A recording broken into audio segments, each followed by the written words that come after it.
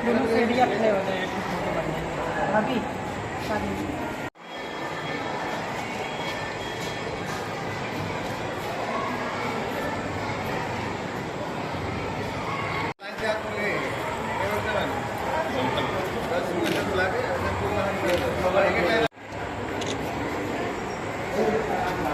Rally निकली है जो कि सरदार वल्लभ भाई पटेल की जयंती के उपलक्ष्य में है, उनको श्रद्धांजलि देने के लिए है।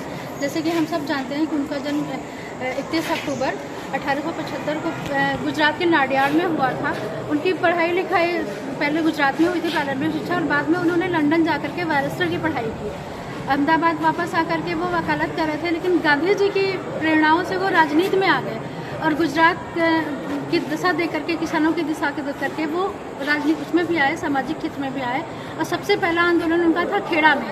खेड़ा में जब बहुत ज़्यादा सूखा पड़ा तो किसानों का कर ब्रिटिश सरकार नहीं माफ़ कर रही थी। उसी वक्त उन्होंने वकालत त्याग दी अपनी और आ गए राजनीतिक और सामाजिक जीवन में। खेड़ा के किसानों के लिए आंदोलन किया। दूसरा आंदोलन उनका रहा बारडोली में। बारडोली में किसानों का सफल संचालन किया आंदोलन का, और इसलिए वहाँ की महिलाओं ने उनको सरदार कह के संबोधित किया।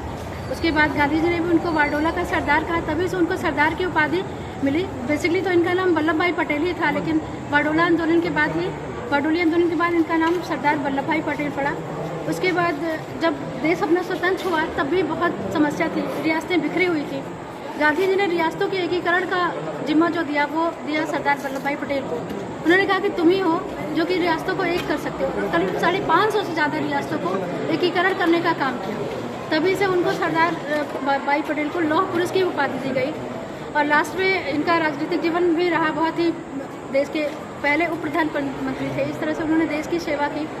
और आज उनके सम्मान में गुजरात में केवड़िया में उनकी बहुत बड़ी विशालकाय प्रतिमा बनी हुई है, जो कि विश्व की सबसे ऊंची प्रतिमा है, जिसको स्टैच्यू ऑफ यूनिटी के नाम से कहा जाता है। इस तरह से हमारे देश ने इनको मरणोपरांत श्रद्धांजलि दी। वो अमर रहेंगे, युगों युगों तक अमर रहेंगे, क्योंकि उनकी इतनी बड़ी प्रतिमा जो कि विश्व की सबसे ऊंची प्रतिमा है। और उसी के संदर्भ में आज हम लोगों ने भी, हमारे स्कूल के बच्चों ने भी रन फॉर यूनिटी करके उनको श्रद्धांजलि देने का काम किया है। मैं हृदय से खुद उनको श्रद्धांजलि देती हूँ। Thank you. 75 को इनका जन्म हुआ और 15 दिसंबर 1950 में इनकी मृत्यु हुई।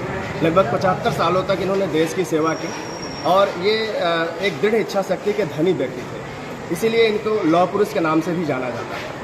तो इसी क्रम में हमारे विद्यालय के बच्चे जो है रन फॉर यूनिटी हर साल निकालते हैं। आज के दिन आज भी हम लोग रन फॉर यूनिटी निकाले, हमारे सारे बच्चे उसमें पार्टिसिपेट किए और हम उम्मीद करते हैं कि इनके व्यक्तित्व से हमें बहुत कुछ सीखने को मिलेगा। हमारे विद्यालय के बच्चे बहुत कुछ सीखेंगे।